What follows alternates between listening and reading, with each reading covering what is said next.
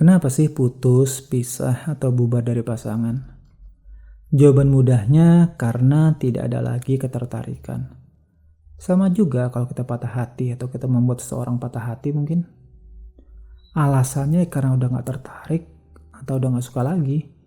Walau terkadang tidak mau mengakui alasan putus biasanya karena ada sosok lain yang lebih menarik.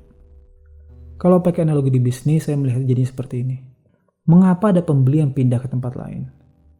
Karena tempat lain tersebut punya penawaran yang lebih menarik, sehingga apa yang kita jual tidak lagi membuat mereka berminat. Saya melihatnya juga sama dalam dunia romansa ataupun percintaan. Seseorang bisa pergi, meninggalkan, hilang, berpaling, atau putus, ya dalam banyak kasus karena dia menemukan sosok lain yang lebih menarik minat mereka. Apakah itu lebih kaya, lebih mapan, lebih terkenal, lebih religius, lebih cakep, lebih nyaman, lebih pasti, lebih nyambung, atau apapun itulah. Satu yang pasti dalam pandangannya, dia telah menemukan sosok yang membuatnya lebih sreg atau lebih menarik dari kita. Apapun alasannya lebih menarik dari segi mananya tidak perlu juga diceritakan lebih jauh, karena seringkali pada akhirnya ini hanya akan membuat kita tambah terluka. Kalau sudah begini ya sudah, suka nggak suka, mau nggak mau, kita harus ikhlas dan segera melanjutkan hidup. Lagian gimana pun juga, kita harus belajar menerima dan berhenti menolak satu kenyataan bahwa dalam suatu hubungan, kehilangan dan rasa sakit bukan sesuatu yang bisa dihindari. Itu pasti terjadi. Jalannya saja mungkin yang berbeda-beda. Akan ada banyak sekali alasan yang diucapkan dan bahkan dibuat-buat untuk mengakhiri suatu hubungan. Mulai dari yang ajaib ya, seperti saya temukan ya. Karena kita nggak nyimpen foto dia. Karena beli pizza tapi nggak dibagi. Ini beneran ada loh orang mau cerai karena si cewek sampai ngarang alasan kayak begini ya.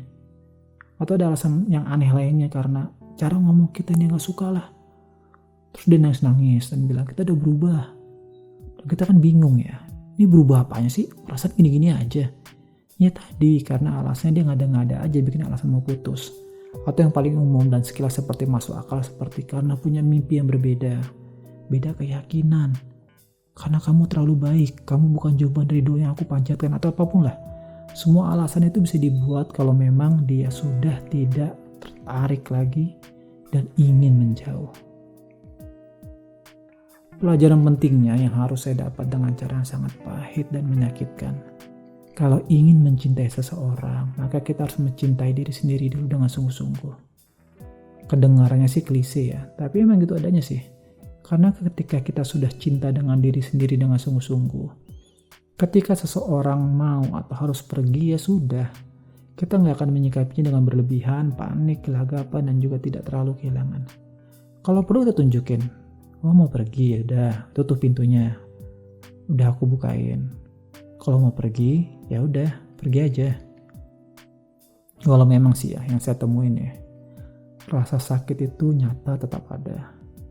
Tapi yang terjadi juga ketika kita sudah cinta sama diri sendiri dengan sungguh-sungguh, kita akan jauh lebih tenang menghadapinya. Kan ada quote yang bilang kayak begini ya, loving yourself is not vanity, it is sanity. Seperti orang ini ya, kok mukanya muncul terus ya. Narsis banget ini orang. Ya mungkin salah satu cara bagi dirinya untuk mencintai dirinya dengan sungguh-sungguh ya. Saya mengartikan quote ini adalah mencintai dirimu sendiri bukanlah suatu bentuk kesombongan. Tapi itu adalah suatu kewarasan. Dengan kewarasan yang ada, kita pun memahami dan tahu bahwa memang sudah saatnya dia pergi.